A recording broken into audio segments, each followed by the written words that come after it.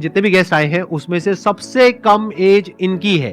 उनको आप सब गूगल बॉय ऑफ इंडिया के नाम से जानते हो। Please give a standing and warm welcome to Kaushalya Pandit.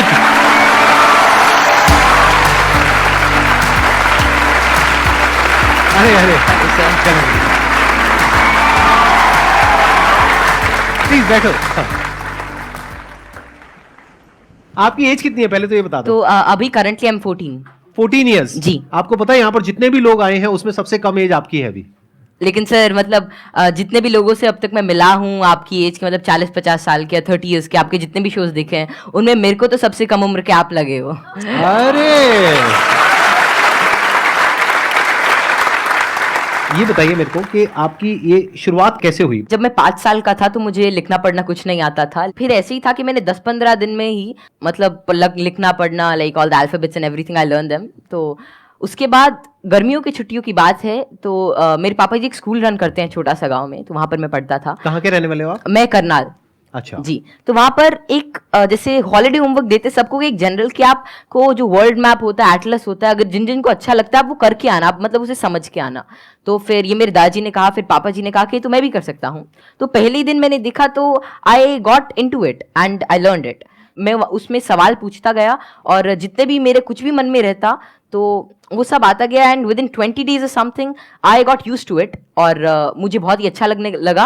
And जितना भी वर्ल्ड मैप वगैरह इस टाइप की रिगार्डिंग जितनी भी चीज़ें होती हैं, पॉलिटिक्स, इकोनॉमिक्स, वो सभी मुझे मतलब things were very easy for me. And उसी के बाद से लोग कहते गए कि नॉलेज बढ़ता गया और तब से मतलब यही है कि सीखने का प्रयास कर रहा हूँ। कुछ भी नई चीज़ मिलती है, like currently I am a student of 11th grade but I am learning things like astrophysics and quantum mechanics. तो I am not very into it but I like to study it. And जितना भी मेरे से हो सकता है मैं उसके अंदर कोई नई चीज़ देखने का प्रयास करता हूँ और कोई नया सवाल पूछने की कोशिश करता हूँ, क्योंकि जितनी भी ज़्यादा क्वेरीज, जितनी भी ज़्यादा माइंड के अंदर जो भी कोई क्वेश्चन आता है I try to get it forward और वैसे ही सारी चीज़ें आसान होती रहती हैं। I try to dwell myself deep into it, क्योंकि कोई भी फील्ड इस टाइप का I think that they need one thing that is really important for them, that is questioning. क्योंकि जितने ज़्यादा अलग टाइप के क्वेश्चंस पूछते हो उतना ज़्यादा आप उस चीज़ को अच्छी तरीके से समझ सकते हो।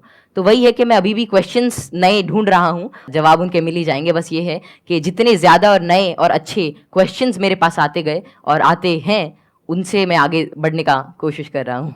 क्वांटम फिजिक्स में वेव पार्टिकल थ्योरी है। जी सर। तो उसको आपने स्टडी किया होगा। हाँ, जैसे कि wave particle theory, dual nature of light and matter, वो सब, हाँ वो सब अभी धीरे धीरे मैं कर रहा हूँ। और स्पेशली अभी तो मैं एस्ट्रोफिजिक्स जो है वो ज़्यादा पढ़ रहा हूँ। और जैसे कि डार्क मैटर है, डार्क एनर्जी है, तो या फिर माइक्रोवेव रेडिएशन है, बैकग्राउंड रेडिएशन, एक्सपैंडिंग यूनिवर्स, ये सारी चीज़ें मुझे काफ़ी इंट्रीग करती हैं और इनके बारे में मैं कुछ रिसर्च पेपर्स और अलग अलग चीज़ें अभी स्टडी कर रहा हूँ। तो जीरो पॉइंट फील्ड के बारे में भी आपने कुछ स्टडी करी है? नहीं, अभी ज़्यादा नहीं। अभी मैं जनरली जैसे अभी मैं टाइप 1A सुपरनोवा और उनके जो एक्सपेंशन है, लाइफ साइकिल ऑफ स्टार, उनके बारे में अभी मेरी रीसेंट स्टडी चल रही है। मैंने आपकी यूट्यूब पर एक वीडियो देखी थी जिसमें एक न्यूज़ एंकर आपसे कुछ पूछ रही थी और आप एक एक करके सारे सवालों के जवाब दे रहे थे।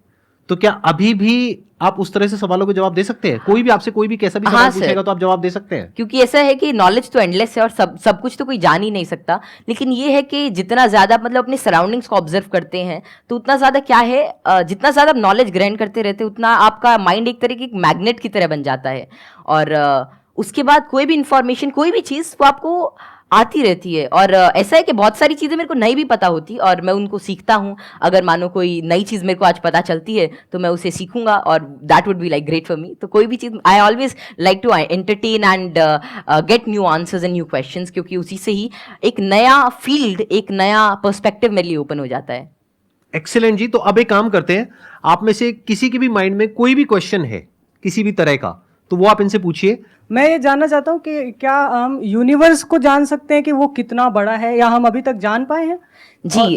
क्या क्या पैरामीटर्स हो सकते हैं उसको नापने के लिए? जैसे कि हमने सुना है कि लाइट ईयर्स होते हैं। जी जी। पर वो कितना बड़ा है, क्या हम इमेजिन कर सकते हैं या हम एक्चुअली में उसे प्रैक्टिकली पता कर सकते हैं क्या? तो जो यूनिवर्स की जो एक्सपैंडिंग यूनिवर्स थ्योरी थी वो एडविन हबल ने दी थी और उनके अकॉर्डिंग जो अभी यूनिवर्स की जो एज है वो नियर अबाउट 13.9 बिलियन ईयर्स है और उसी रेट से अभी एक्सपैंड कर रहा है। तो यूनिवर्स जो अभी हमारी थियोरी है यूनिवर्स के जो मोस्टली एक्सेप्टेड है, that is of expanding universe. अभी के हिसाब से हबल कांस्टेंट होता है दैट इज 65 मेगापास्क।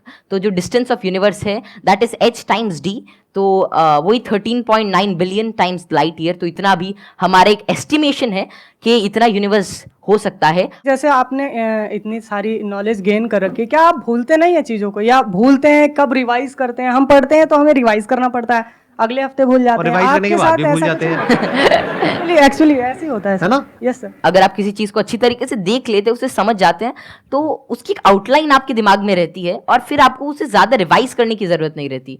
तो वही है कि किसी भी चीज का कॉन्सेप्ट रहता है, तो अगर आपको वो समझ में आ गया तो information is just like I think that information is not the main part.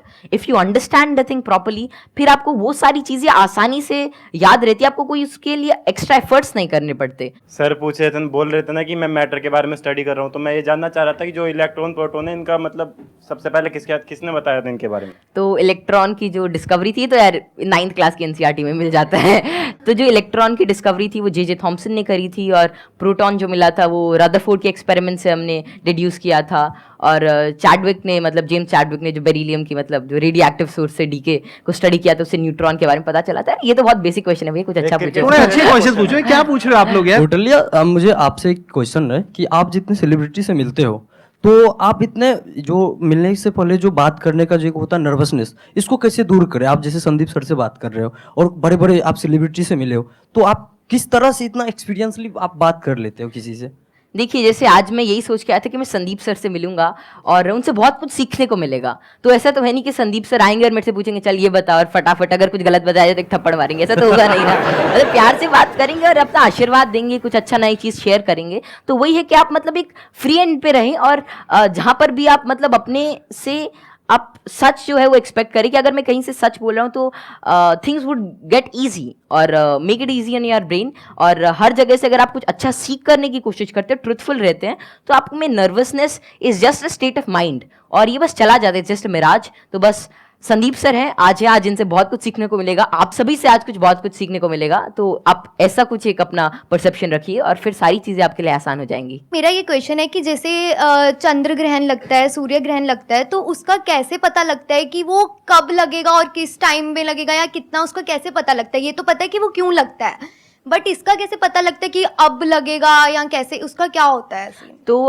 खैर ये जो टेक्नोलॉजी थी एस्टिमेट करने की कि कब सोलर एक्लिप्स, लूनर एक्लिप्स या कोई भी सेलेस्टियल मूवमेंट होगी, ये तो आज से मतलब कई हजार साल पहले ही डेड्यूस हो चुकी थी। और इसका रीजन यही है कि ऑब्जर्वेशन से हम एवरेज टाइम निकाल सकते हैं। एक पैरेलैक्स एंगल आपने पढ़ा होगा कि उससे हम मतलब ये एवरेज स्पीड और एवरेज डिस्टेंस निकाल सकते हैं किसी भी चीज का, और उससे ही हम डेड्यूस कर सकते हैं कि कितना रेडियस है, कि एक साल में इतना डिस्टेंस ट्रैवल करती है। फिर एपोजी पेरेजी, फिर केपलर्स लॉ लगा के सेमी मेजर एक्सिस वगैरह निकाल के, तो उससे हम उसका डिस्टेंस यूज कर सकते हैं, और फिर टाइम पीरियड से हम we can actually deduce it. और एक नई चीज लूनर एक्लिप्स वगैरह के बारे में ये है कि जैसे जैसे आजकल क्या है, जो due to tidal forces moon हमसे हर साल 3 सेंटीमीटर दूर जा रहा है, तो बहुत हजारों सालों बाद ऐसा होगा कि सन तो उतना ही रहेगा लेकिन चांद जो छोटा हो जाएगा, तो उसके बाद मतलब एक्लिप्स जो होगी वो जिसे आजकल टोटल होती है उतनी नहीं होगी। तो ये estimation it is done by using observation, और एस्ट्रोनॉमी एक ऐसा फील्ड है जो हजारों सालों तक ऑब्जर्वेशन से ही चला। और बहुत सारे पुराने साइंटिस्ट जैसे केपलर, गैलीली, आर्यभट्ट, जितने भी बड़े लोग थे जो पुराने ज़माने के, वे सभी ऑब्जर्व करते थे, उनकी ऑब्जर्वेटरीज होती थी कि कैसे कैसे जो हेवनली बॉडीज़ हैं ये इंटरैक्ट कर रही हैं, कैसे कैसे ट्रैवल कर रही हैं, इनमें क्या चेंजेस हैं, और उन्हीं सभी चेंजेस को एस्टिमेट करके, उन सभी को देख के आज हमने मतलब ऐसी सारी टेक्नोलॉजी को रिड्यूस किया है कि जिससे हम कर सकते हैं, एस्टिमेट कर सकते हैं उनका टाइम पीरियड, उनका डिस्टेंस, और कैसे वे एक्ट करेंगे। Excellent ji, big round of applause for him.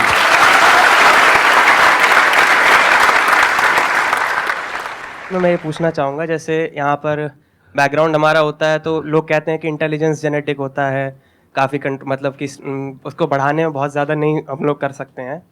तो आपका इस पर क्या व्यू है कि इंटेलिजेंस, जैसे आईक्यू टेस्ट भी आप बार बार दोगे तो आपका आईक्यू का स्कोर बढ़ने लगेगा उसमें?